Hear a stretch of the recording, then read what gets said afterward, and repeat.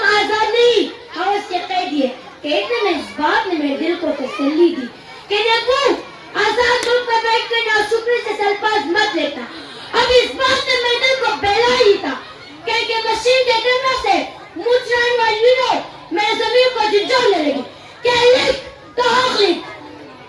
یہ صلاح الدین اپنی پوری قوم سے منہ چڑھا کر کہہ رہا ہے کہ جان کی امان پاؤ. ایک بات کہوں، جہاں سے نیند آواز ٹھیک نہ ہونے والے شخص کو بھی بے دردی سے مارا جائے. وہ کوئی آزاد نہیں، آج میں مارا گیا ہوں، کل کوئی اور مارا جائے گا. انصاف کا تو سوچنا ہی نہیں، بس مذمت سے کام چلایا جائے گا، بس مذمت سے کام چلایا جائے گا. جمیع اعلیٰ، ابھی میں نے لکھنے کی انتظار کی تھی کہ فلسطین، کشمیر، برما اور چچنیا کے لوگوں نے چیخ چیخ کے پکارا اے بے خبر، تو آزادی کی نعمت سے آشنا ہی ہے. تیری تو ابھی اس موضوع پر لکھنے کی عمر نہیں.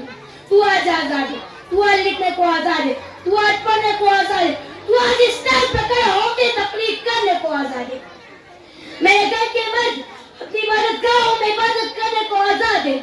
چلو مان لیا 20% لوگ معاشرے میں خرابیوں کی وجہ سے ناانصافی کا شکار خود ہوئے ہوں گے. ارے تو آج نوشہر و پیروز کے مجمع کے سامنے ان کے لیے آواز اٹھانے اور حق کی بات کرنے کو آزاد ہے. ہمیں تو یہ آزادی بھی نہیں ملی. یہ سوچتے میرا قلم میرا ہاتھ سے نیچے گرا اور میں نے اس موضوع پر لکھنے سے انکار کر دیا. بہرحال میں اس نتیجے پر پہنچی کہ دونوں پہلو بتا کر یہ فیصلہ آپ سب پر جوڑا جائے کہ کیا ہم آزاد ہیں. والسلام.